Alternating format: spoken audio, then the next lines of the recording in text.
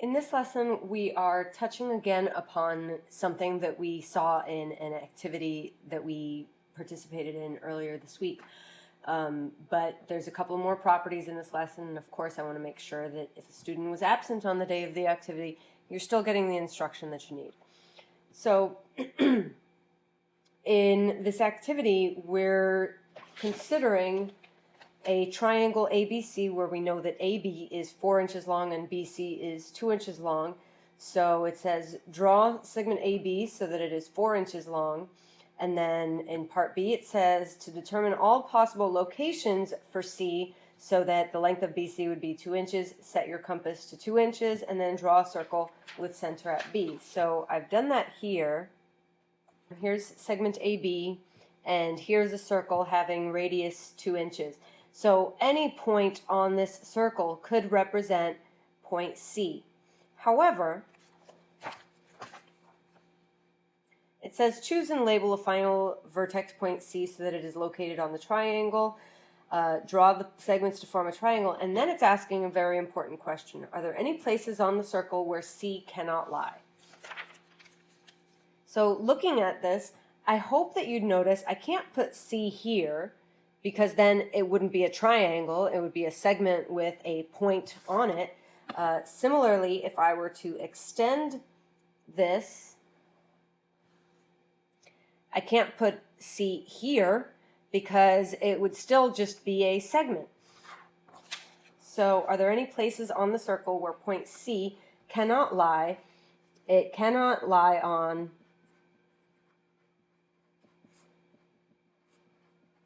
the line containing segment AB because it wouldn't form a triangle.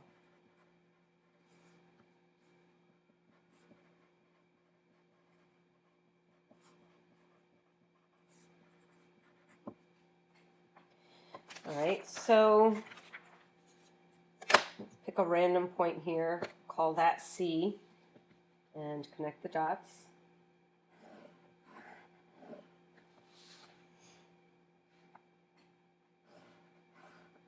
And here's triangle ABC. And in part D, it says measure and record the lengths of the 3 sides of your triangle. So the length of AB, I believe we built it so that it would be 4 inches. So AB is 4 inches. BC, we built to be 2 inches. And the length of AC is, we'll say, 3.5 approximately.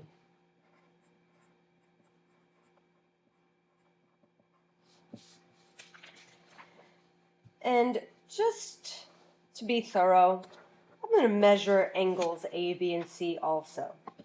So angle A is about 32 degrees.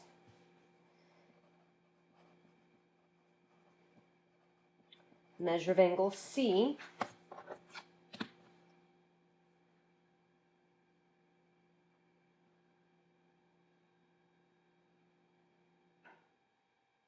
that's 90 degrees. And that means that the measure of angle B will be 58 degrees. The figures below show 2 other examples of triangle ABC that could be formed, and what are the values that AC approaches when point B approaches AB. Okay, so in other words, as C is getting closer and closer to being on AB, the length of AC would be the length of AB minus BC. In this triangle, the length of AC, let me put an approximately sign, is approximately AB plus BC. So looking at these lengths, the length of AB plus BC is 6, and how does that compare to this other side? It's greater than. And how about BC plus AC? BC plus AC is 5.5, and that is greater than AB. And then finally, AC plus AB, that's 7.5, that is greater than BC. So what do we notice? We notice that the sum of two sides of a triangle are greater than the third.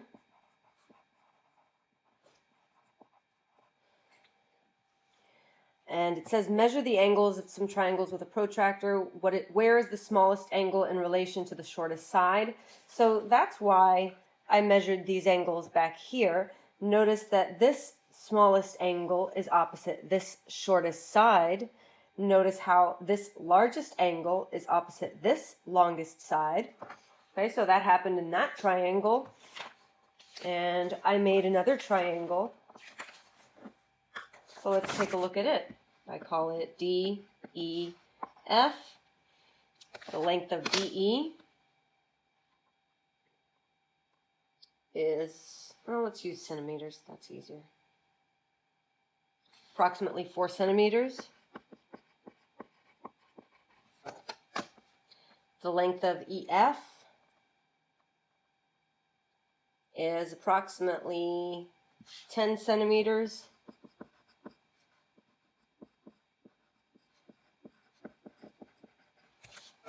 And DF, I kind of ran out of ruler here. I'm just going to say DF is greater than 10 centimeters. So right now they're in order from smallest to largest.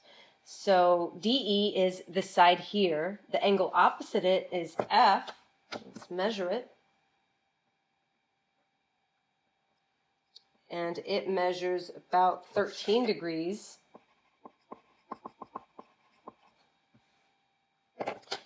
Angle D is opposite segment EF, so I'm going to measure it next. And it measures about 35. And clearly angle E is the largest angle. It's obtuse. So in the interest of time, I'm not going to measure it, but here's what I want you to observe. This smallest side, opposite the smallest angle. Side middle in length, opposite the angle middle in measure. Longest side, opposite largest angle. So shortest side, opposite smallest angle.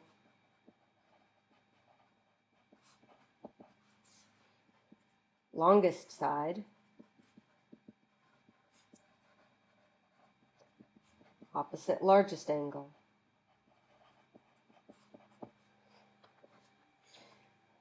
And how does this relate to isosceles triangles or equilateral triangles? Well, we mentioned in the previous lesson that when sides are congruent in triangles, the angles opposite them are congruent.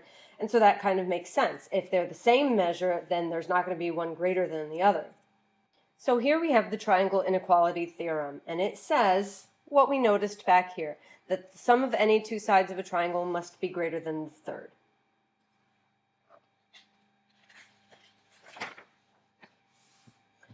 So we can use the triangle inequality theorem to determine whether a triangle can have sides of given lengths.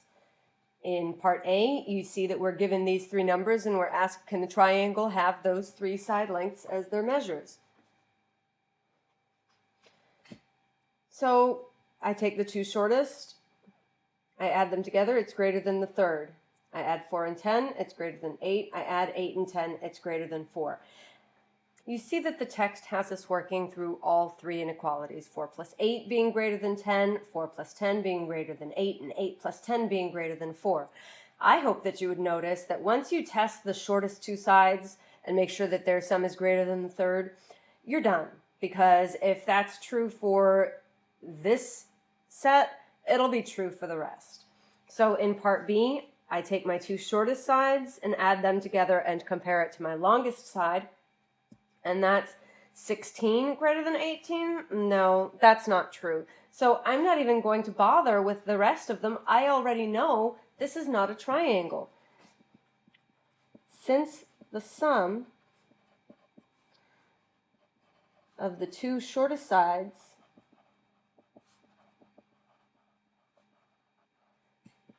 are not greater than the third,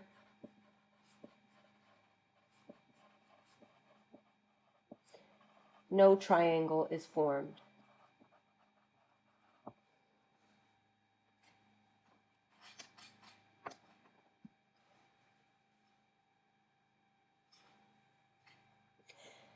In this reflect example, can an isosceles triangle have these side lengths? Well, 5 plus 5 is not greater than 10, so no.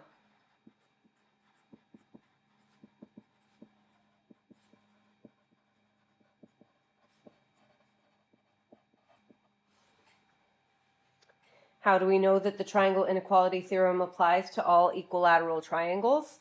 Well, suppose side length is x. X plus x is 2x, which must be greater than x, the third side. Take a moment and work through the Your Turn Below, Part 6.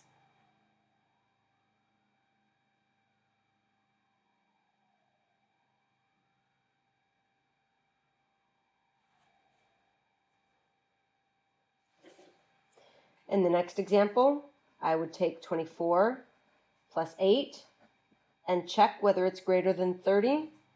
This is 32, which is greater than 30, so yes, this is a triangle. In the Explore activity, we saw that as this point is getting closer and closer to being on the side of the triangle or the line containing the side of the triangle, it's approaching a specific value. Okay, so if C was on this segment, which we know it cannot be, then the length of AC would equal the length of AB minus the length of BC. If AC was here, then the length of AC would be equal to AB plus BC. So what we know, however, is that AC can't equal that, and it can't equal this either, but it can be between these values. So this is the difference, and this is the sum. So when we know two lengths,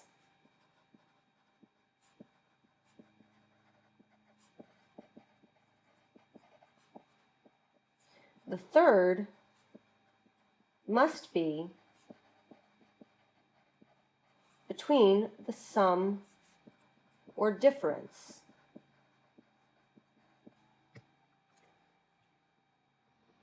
So they have us in the book working through all of these inequalities to see what x, this missing side, has to be between.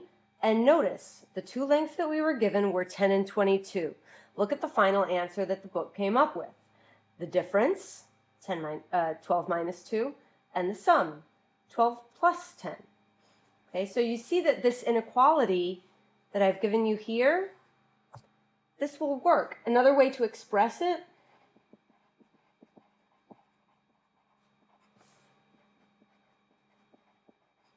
this may be helpful for you. So in part B, they have all these blanks for us to work through. The difference will be less than x which will be less than the sum. So the difference is 15 minus 15, which is 0, is less than x, is less than 15 plus 15 is 30. In this reflect example, it's asking, suppose we know the length of the base of an isosceles triangle, but I don't know the length of the legs. How can I use the triangle inequality theorem to find the range of possible lengths for each leg? Well, if I come back to these kinds of inequalities that we saw in example 2, part A, we know that x plus x has to be greater than 10 because the sum of two sides has to be greater than the third, and I don't know the length of each side of each of my legs, but I know that they have to be congruent. So I could say 2x has to be greater than 10, so x has to be greater than 5, so the length of each of the legs must be greater than 5. Another inequality that I could set up would be that x plus 10 has to be greater than x, but when I try to solve that, I don't really get anything. My x's cancel out. So this tells me that the lengths of the sides of the equal sides of this isosceles triangle must be greater than 5 in this isosceles triangle. In this your turn example, we're asked to find the range of values for x. So, as I said before, x has to be greater than the difference and less than the sum. So the difference between these lengths, 21 minus 14, that's 7. The sum of these lengths is 35. So my missing side length has to be between 7 and 35. In this next section, we're talking about the relationship between the angle measures and side lengths. So we know that the longest side is going to be opposite the largest angle.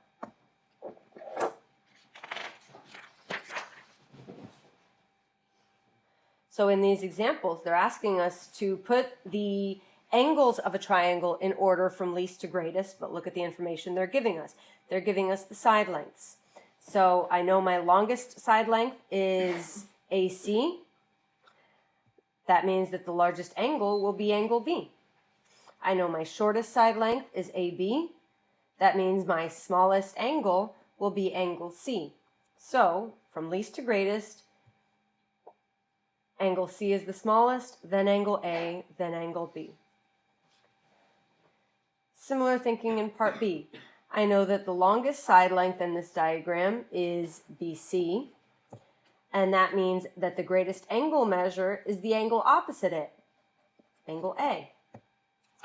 The shortest side length is AB, and that means that my smallest angle measure will be angle C. So in order from least to greatest is measure of angle C, then measure of angle B, and then the measure of angle A.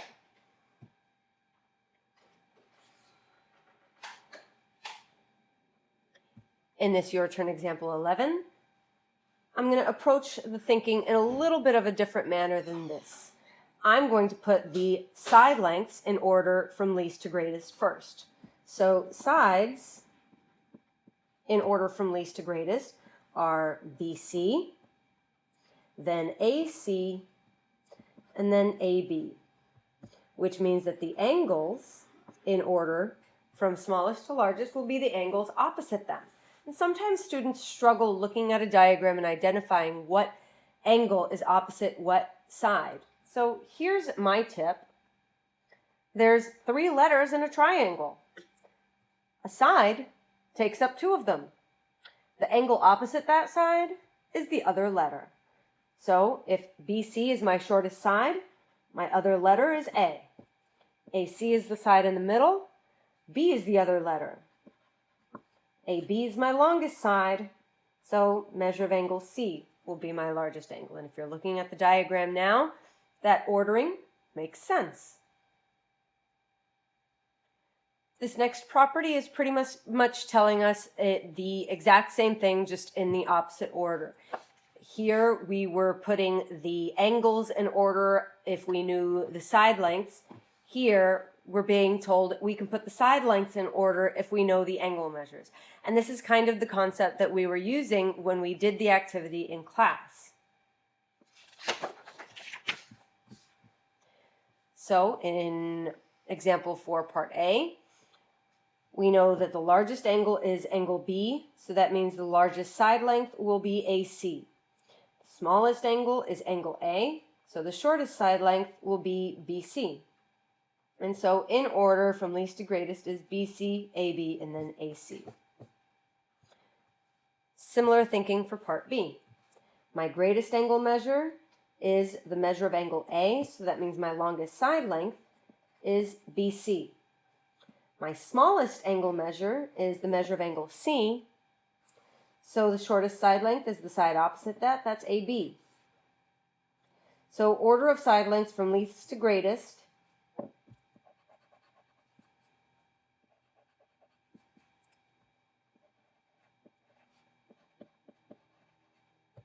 is AB, AC, and then BC.